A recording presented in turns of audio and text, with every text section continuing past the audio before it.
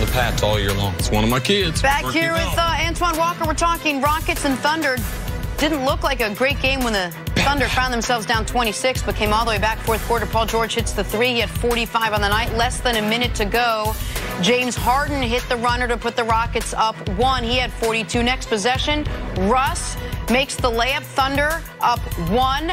Westbrook, 9 triple-doubles in a row. That ties the NBA record. Harden tried to give the Rockets the lead. It does not fall. Thunder overcoming their largest deficit this season. They go on to win 117-112. Antoine, let me start with you. Who do you think is the bigger threat to the Warriors? Would it be the Thunder or the Rockets? Oh, that's a tough one. I had to go with the Rockets, and just because of the offensive show that James Harden is putting on this year. I just think, he's at an unprecedented level on the offensive end. He's mastered the way to score under these new rules, be able to get to the foul line.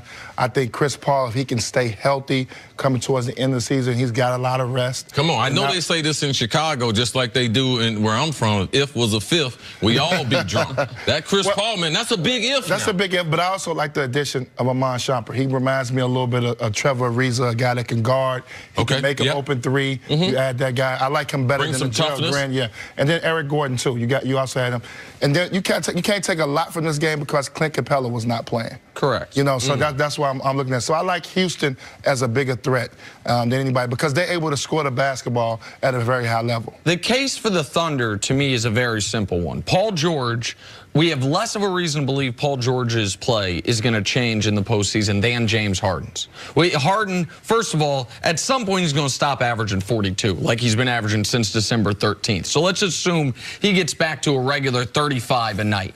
There is reason to believe he's not going to get as many calls in the playoffs, that the teams are going to try to trap him at midcourt, force the ball out of his hands, as we've seen in the past, and that his game Paul George's game is more transferable to the postseason. But the other reason that you can make the case for Oklahoma City is, can Russell Westbrook play like he did 2 years ago for 2 weeks in the postseason? That's the question. Like, can Russell Westbrook get back to that level Russ of play? Russ is my guy. I love Russell. I think he's, arguably, a lot of people argue me. I like him as the best point guard because he brings it every night. But the thing with Russ, he's not efficient enough for me this year.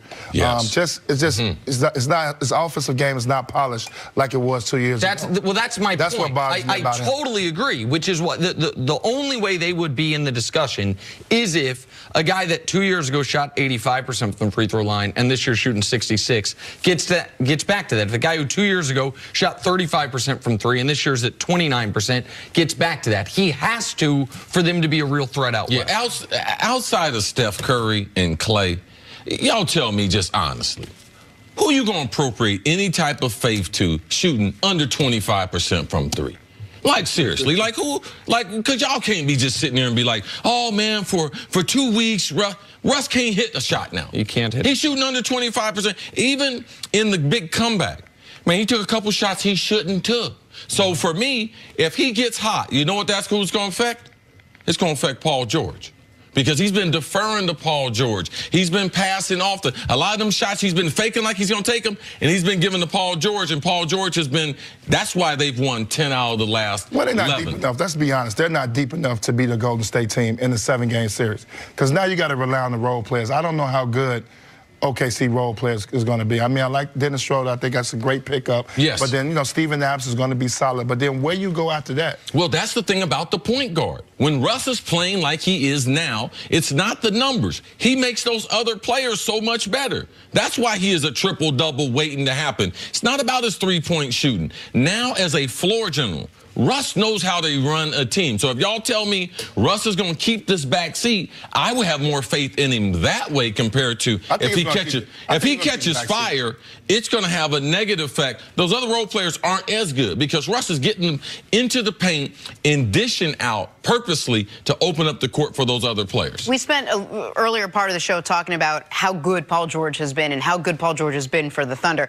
We know how good Harden is. Would you pit these two together? Who would win MVP between the two? Listen, I think right now MVP is a two-man race with Paul George a very clear third. Okay. I think that Harden is having the most individually spectacular season of anybody and one of the most individually spectacular seasons we've seen in modern NBA history on the offensive end. The reason it's a two-man race, despite that, and we can show it if you want, is Giannis has the one thing that has always been the MVP tiebreaker: overwhelming team success. Team success.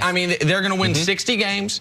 It's not like his numbers are bad now. 27, 12, and 5. Like that is on a very short list, along with Anthony Davis and Kareem, for centers that have put up slash lines like that.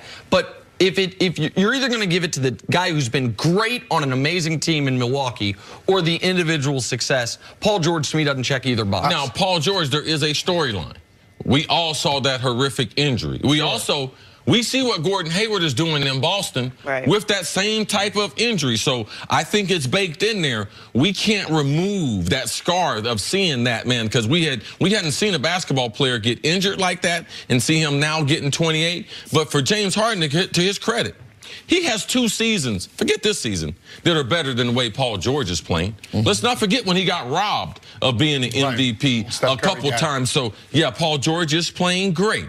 Harden is the only one in that conversation if it's between those two, but we know it's between him and Giannis. Yeah, I think it's Giannis. I think Paul George is third. He's having a great year. Unfortunately, these guys are having better years because now Giannis has got the wins. You think Giannis over Harden? Yes, I think Giannis over Harden. I just think when you look at Milwaukee Bucks roster, I mean, obviously we know a new coach, they play a different style, but there's other guys on that team that they're not very. Milwaukee does, even though they got the best record, I'm not scared of them come playoff time. I don't think they're better than Toronto. I don't think they're better than Boston. I don't think they're better than Philly come playoff time. I like them during the season. They've been great. Giannis has been unbelievable. But I think Giannis, the season that he's having, to be able to win at the level that they're winning at right now, he deserves MVP. James Harden, I mean, I don't get me wrong. I enjoy watching him play. He's one of the great offensive talents, but I believe what he's doing right now, it's tough when you dribble it 20 times. You take a lot of, you're going 5 for 19 for 3 sometimes.